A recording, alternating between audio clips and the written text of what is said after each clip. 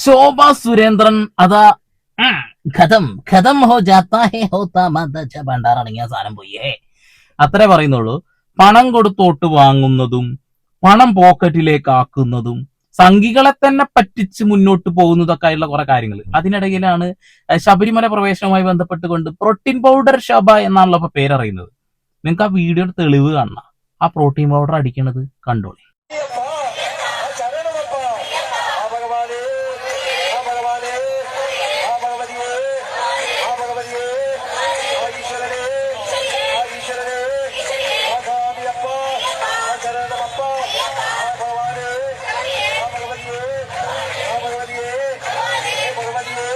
അനിശ്ചിതകാല protein powder നിരാഹാര സമരമാണ് ഇപ്പൊ നടന്നത് കേട്ടോ.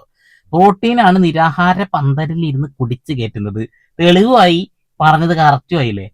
ഇനി അടുത്തത് ശോഭ സുരേന്ദ്രന്റെ 25 ലക്ഷത്തിന്റെ കഥ കഴിഞ്ഞു, മഞ്ഞളുടെ കഥ കഴിഞ്ഞു. ഇനി 10 ലക്ഷത്തിന്റെ കഥയാണ്, കേൾക്കാം. ശോഭാ സുരേന്ദ്രൻ 10 ലക്ഷം മടക്കി തന്നെന്ന് ദല്ലാൽ നന്ദകുമാർ. തെരഞ്ഞെടുപ്പിന് 2 നാൾ മുമ്പാണ് പണം തിരികെ കിട്ടിയതെന്ന് നന്ദകുമാർ പറഞ്ഞു. ഏപ്രിൽ 7-ന് പണം അക്കൗണ്ടിലേക്ക് ഇട്ടു. ഹരിമേനോൻ എന്ന ആളുടെ അക്കൗണ്ടിൽ നിന്നാണ് 10 ലക്ഷം അയച്ചതെന്നും നന്ദകുമാർ വെളിപ്പെടുത്തി. ആദ്യം മീഡിയേറ്ററിനെ വിളിച്ചു, 3-4 തവണ എന്നെ വിളിച്ചു, വന്നില്ല. ഞാൻ ഡൽഹിയിലായിരുന്നു. എന്നോട് ചോദിച്ചാൽ പണം തിരിച്ചു തരാം, ഏത് അക്കൗണ്ടിൽ അടക്കേണ്ടത്. ഞാൻ കൊടുത്ത അക്കൗണ്ട്, ഞാൻ എൻ്റെ ഫെഡറൽ ബാങ്ക് അക്കൗണ്ട് വഴിയാണ് ശോഭാ സുരേന്ദ്രന്റെ SBI അക്കൗണ്ടിലേക്ക് 10 ലക്ഷം കൊടുത്തത്. അതേ അക്കൗണ്ടിൽ നിന്ന് തന്നെ എനിക്ക് തിരിച്ചു തരാൻ പറഞ്ഞു. അതേ അക്കൗണ്ട് തന്നെ കൊടുത്തു. അക്കൗണ്ട് എൻ്റെ ഇന്ന് വാട്സപ്പ് ചെയ്ത് വാങ്ങിച്ചു. അക്കൗണ്ട് വാട്സപ്പ് ചെയ്തതിന് മേടിച്ചതിന് ശേഷം ഞാനൊരു ഫോളോ അപ്പ് നടത്തിയില്ല. എന്നെ വിളിച്ചു പറഞ്ഞു ആ പണം തിരിച്ചയക്കുകയാണെന്ന് പറഞ്ഞു. ഒരു ഹരിമേനോൻ എന്ന പേരിൽ അക്കൗണ്ടിൽ നിന്ന് എനിക്ക് എന്റെ 10 ലക്ഷം രൂപ തിരിച്ചും തന്നു. എടാ എന്താടാ BJP-ക്കാർക്ക് എവിടുന്നാണ് അത്രമാത്രം ഫണ്ട് വരുന്നത്? എത്ര ബോണ്ട് വാങ്ങിയിട്ടുണ്ടോ? ഇലക്ട്രൽ ബോണ്ട്, തേങ്ങാ മാങ്ങ, ബോണ്ട ഉണ്ട. ഇലക്ഷൻ ടൈം ആയ കോടികൾ വന്നു കണ്ട് നിറയും. നേതാക്കന്മാരെ പോക്കറ്റിലേക്ക് അത്യാവശ്യം വരുന്നുണ്ട്, ആ കാര്യത്തിൽ തർക്കവും വേണ്ട. 25 ലക്ഷം പുഷ്പം പോലെയല്ല ചേച്ചി അടിച്ചെടുത്തത്. ഇത് 5000 രൂപ വെച്ചിട്ട് ഇങ്ങനെ കൊടുക്കുന്ന ഒരാളുകൾ സാരി കൊടുത്തതിന്റെ തെളിവ് വീട് വേറെയും പുറത്തു വന്നിട്ടുണ്ടോ? വോട്ട് പിടിക്കാനാ. കേരളത്തിൽ എങ്ങനെയെങ്കിലും അധികാരത്തിലെത്തണം, അതിനു വേണ്ടിയാണ് ഈ ഊളത്തരം കാണിക്കുന്നത്. അടുത്ത പണി BJP-യിൽ നിന്നും നമ്മുടെ ഷോൺ ജോർജിനും അതേപോലെ തന്നെ PC ജോർജിനും അല്ലെങ്കിൽ 8-ന്റെ പണി കിട്ടി. കേൾക്കാം. BJP കോർ കമ്മിറ്റിയിൽ PC ജോർജിനും ഷോൺ ജോർജിനും വിമർശനം. ക്രൈസ്തവ സഭകളെ ഒന്നടങ്കം വിമർശിച്ചത് തെറ്റെന്ന് കോർ കമ്മിറ്റി യോഗത്തിൽ നേതാക്കൾ പറഞ്ഞു. ഷോൺ ജോർജിന്റെ നടപടി തെറ്റെന്ന് അനൂപ് ആന്റണി വിമർശിച്ചു. BJP-യുമായി സഹകരിക്കുന്ന സഭാ നേതൃത്വങ്ങൾ ഉണ്ടെന്നും നേതാക്കൾ ഓർമ്മിപ്പിച്ചു. ശോഭാ സുരേന്ദ്രന്റെ ശബ്ദരേഖയിൽ നടപടി വേണമെന്ന് വൈസ് പ്രസിഡന്റ് K. സോമൻ ആവശ്യപ്പെട്ടു. അതായത് ക്രിസ്ത്യൻസിലുള്ള കുറച്ച് ക്രിസംഗികൾ നമ്മൾ സപ്പോർട്ട് ചെയ്യുന്നുണ്ട്, അതില്ലാണ്ടാക്കല്ലടാ മണകുണാഞ്ചന്മാരെ എന്നാണ് BJP എടുത്ത നിലപാട്. അന്യ സംസ്ഥാനങ്ങളിലാണെന്നുണ്ടെങ്കിൽ ഈ ക്രൈസ്തവർക്കെതിരെ നല്ല താണ്ഡവൻ ആടിക്കൊണ്ടേയിരിക്കുന്നുണ്ട്. കുരിശ് പൊളിക്കുന്നു, പള്ളി കയറുന്നു, പള്ളിയിൽ അച്ഛന്മാരെ ആക്രമിക്കുന്നു, കന്യാസ്ത്രീകളെ ആക്രമിക്കുന്നു, എന്തൊക്കെ കാര്യങ്ങളാ, പുൽക്കോട് തകർക്കുന്നു. അങ്ങനെ ഒരു സൈഡിൽ കൂടെ നടന്നുകൊണ്ടിരിക്കുന്നുണ്ട്. പക്ഷെ അതിനൊക്കെ വെള്ളപൂശം ക്രിസംഗികളായിട്ടുള്ള കുറെ എണ്ണം ഇറങ്ങിയിട്ടുണ്ടായിരുന്നല്ലോ. അതിൽ മെയിൻ ആളാണ് PC ജോർജ്. എന്റെ പോക്കറ്റ് വീർപ്പിക്കാൻ വേണ്ടി തന്നെയാണ് ഇതിൽ പോയതെന്ന് ശക്തമായിട്ട് വിളിച്ചു പറഞ്ഞിട്ടുണ്ട്, പച്ചക്ക് വിളിച്ചു പറഞ്ഞിട്ടുണ്ട്. അതല്ല പച്ചക്ക് വർഗീയത, എന്റെ പൊന്നെ, വായയിൽ ഫുൾ ടൈം അത് മാത്രമേ ഉള്ളൂ അവന്. ഇവനെ ഇഷ്ടപ്പെടുന്ന ആളുകൾ ഇവന്റെ കായ് കണ്ടിട്ടാണ് ഇഷ്ടപ്പെടുന്ന കാര്യത്തിൽ തർക്കമൊന്നും വേണ്ട. കള്ളം പണ്ടാറക്കാലം, ഞാൻ വേറൊന്നും പറയാനാ വന്നത്, വേണ്ട. ഇനി അടുത്തത് കേൾക്കാം. വൈകിട്ടാണ് BJP-യുടെ കോർ കമ്മിറ്റി ഓൺലൈനായി ചേർന്നത്. ഈ യോഗത്തിലാണ് ഈ ഓൺലൈൻ കോർ കമ്മിറ്റിയിലാണ് ഷോൺ ജോർജിൻ്റെയും PC ജോർജിൻ്റെയും നടപടിയെയും നേതാക്കൾ അപ്പാടെ തള്ളിക്കളയുന്നത്, അല്ലെങ്കിൽ അതിനെതിരെ വിമർശനം ഉന്നയിക്കുന്നത്. കാരണം ഈ സഭയുമായി അല്ലെങ്കിൽ BJP-യുമായി സഹകരിക്കുന്ന സഭകളുണ്ട്, അവർ പല കാര്യങ്ങൾക്കും ഇത്തരത്തിൽ സഹകരിക്കാറുമുണ്ട്. പക്ഷേ അങ്ങനെ ഉള്ളപ്പോൾ ഏതെങ്കിലും ഒരു വിഷയത്തിൻ്റെ പേരിൽ ഈ സഭകൾ ഒട്ടാകെ ഈ തരത്തിൽ അതിക്രമം അല്ലെങ്കിൽ അവർക്കെതിരായിട്ടുള്ള വിമർശനം ഉന്നയിച്ചത് ശരിയായില്ല എന്നുള്ള വിമർശനമാണ് കോർ കമ്മിറ്റിയിൽ പ്രധാനമായും ഉന്നയിച്ചത്. BJP-യുടെ സംസ്ഥാന ജനറൽ സെക്രട്ടറി അനൂപ് ആന്റണി ഉൾപ്പെടെയുള്ളവർ ഇക്കാര്യം വ്യക്തമാക്കി എന്നുള്ളതാണ് കോർ കമ്മിറ്റിയിൽ നിന്നും നമുക്ക് മനസ്സിലാക്കാൻ വേണ്ടി സാധിക്കുന്നത്. മാത്രമല്ല, ഇപ്പോൾ വിമർശിച്ചവർ വീണ്ടും നമ്മുടെ സഹായം തേടി വരുമെന്നും ആ സമയത്ത് നമുക്ക് നിലപാട് വ്യക്തമാക്കാമെന്നും ഈ യോഗത്തിൽ നേതാക്കൾ നിലപാട് അറിയിച്ചതായിട്ടാണ് മനസ്സിലാക്കാൻ വേണ്ടി സാധിക്കുന്നത്. മറ്റൊരു പ്രധാനപ്പെട്ട വാർത്ത കൂടെ കോർ കമ്മിറ്റിയിൽ ഉള്ളത്. BJPയുടെ നമുക്കറിയാം പാലക്കാട് മത്സരാർത്ഥിയായിരുന്ന ശോഭാ സുരേന്ദ്രൻ, അതുമായി ബന്ധപ്പെട്ടുണ്ടായ പണം നൽകുന്ന വിവാദം, പിന്നീട് ശോഭാ സുരേന്ദ്രൻ ഈ BJPയുടെ തന്നെ നേരത്തെ അവരെ പുറത്താക്കിയിരുന്നു, അവരുമായി നടത്തിയ ഫോൺ സംഭാഷണം പുറത്തു വന്നത് ഒക്കെ വലിയ വിവാദമായിരുന്നു. അതിൽ BJPയുടെ സംസ്ഥാന വൈസ് പ്രസിഡന്റ് K. സോമൻ വലിയ തരത്തിലുള്ള വിമർശനം കോർ കമ്മിറ്റിയിൽ ഉന്നയിച്ചു. കാരണം തൻ്റെ പേരടക്കം പറഞ്ഞു താൻ സമൂഹത്തിന് മുന്നിലും പൊതുസമൂഹത്തിനും കുടുംബത്തിനും മുന്നിൽ താൻ നാണം കെട്ട് ഇരിക്കുകയാണ്. അതുകൊണ്ട് ഇക്കാര്യത്തിൽ ഉചിതമായ നടപടി ശോഭാ സുരേന്ദ്രനെതിരെ എടുക്കണമെന്നുള്ളൊരു നിർദ്ദേശമാണ്, അല്ലെങ്കിൽ അങ്ങനെ ഒരു നിലപാടാണ് K. സോമൻ കോർ കമ്മിറ്റിയിൽ ഉന്നയിച്ചിരിക്കുന്നത്. ശോഭാ സുരേന്ദ്രനെയും പുറത്താക്കണം, അതേപോലെ PC ജോർജിനെയും പുറത്താക്കണം, അതേപോലെ തന്നെ ഷോൺ ജോർജിനെയും പുറത്താക്കണം. പറ്റുമോ സക്കീർ ഭായിക്ക്? പറ്റില്ല അല്ലേ? കഴിയില്ല. അതാണ്. എങ്ങനെ കഴിയാനാണ്? കായ് വരുന്നത് വീതിച്ചെടുക്കാൻ ഇവരൊക്കെ വേണമെന്നേ, കായ് പിടിച്ചെടുക്കാൻ ഇവരൊക്കെ വേണമെന്നേ. അപ്പൊ കേട്ടില്ലേ, സഭയിലുള്ള ആളുകൾക്ക് എന്തെങ്കിലും ആവശ്യം വന്നാൽ നമ്മളെ തന്നെ കാണുന്നുള്ളത് ഭീഷണിയാ. അപ്പം നമുക്ക് കൈകാര്യം ചെയ്യാന്നല്ലേ പറഞ്ഞേ. എന്റെ പൊന്ന് ക്രൈസ്തവരെ, നിങ്ങൾ കൃസംഗികളാവരുതേ. എന്റെ പൊന്ന് മുസ്ലിം സഹോദരന്മാരെ, നിങ്ങൾ BJPയിലേക്ക് പോവല്ലേ. മുസംഗികളും കൃസംഗികളും ഉണ്ടാവരുത്. നിങ്ങൾ കമ്മ്യൂണിസ്റ്റ് മാർക്സിസ്റ്റ് പാർട്ടിയിലെ കോൺഗ്രസിലെ പോ. എന്തിനാണ് ഈ ഒരു ജീവിതം തൊലയ്ക്കുന്നത്? ഇവരെന്തൊക്കെയാ നമുക്കെതിരെ എന്തൊക്കെയാ കാണിച്ചു കൂട്ടിയിട്ടുള്ളത്? നമ്മൾ ഒന്നാണെന്നാണ് ഞാൻ വിശ്വസിക്കുന്നത്. സംഘികളായി കഴിഞ്ഞാൽ പിന്നെ നമ്മൾ ഒന്നല്ല, നിങ്ങൾ വേറെ ഒരു യൂണിവേഴ്സാണ്. അതിലേക്ക് പോവരുത്. ഇപ്പോ PC ജോർജിനെ വോട്ട് ചെയ്ത് ആരെങ്കിലൊക്കെ ഉണ്ടാവും, ഇപ്പൊ നെഞ്ചത്ത് കൈവെക്കുന്നുണ്ടാവും.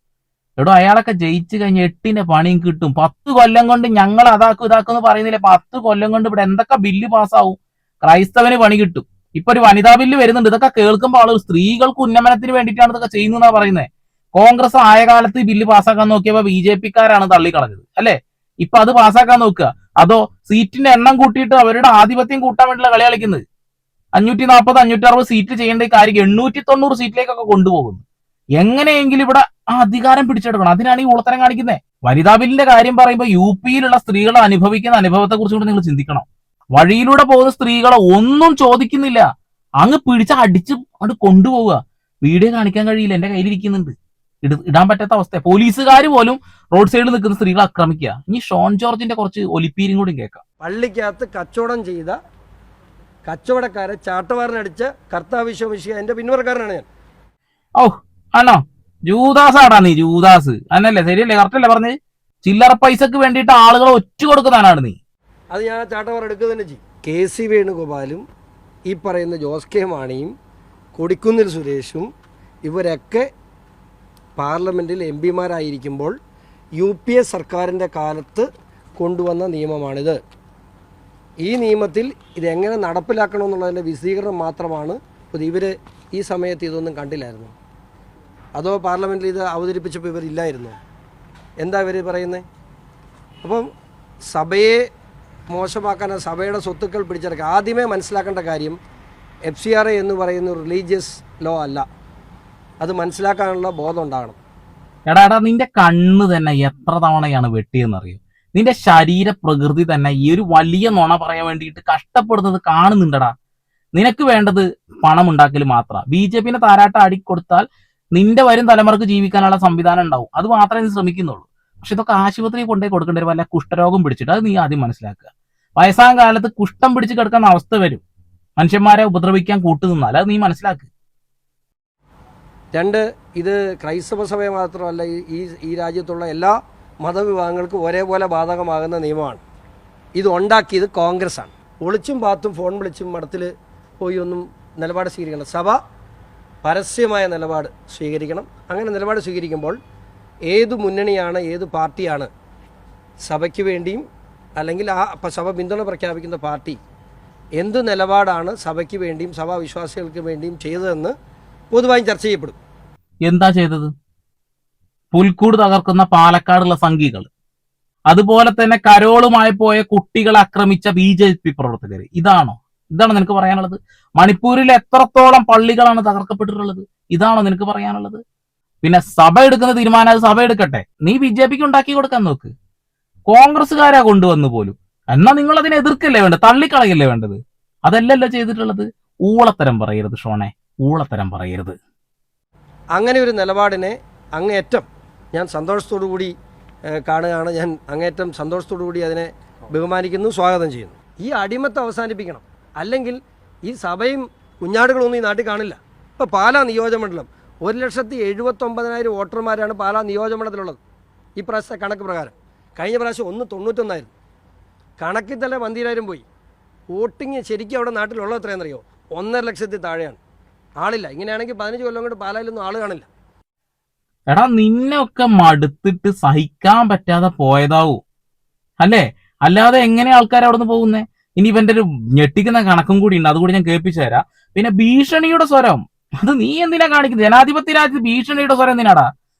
സഭ തീരുമാനിക്കട്ടെ, ക്രൈസ്തവര് തീരുമാനിക്കട്ടെ.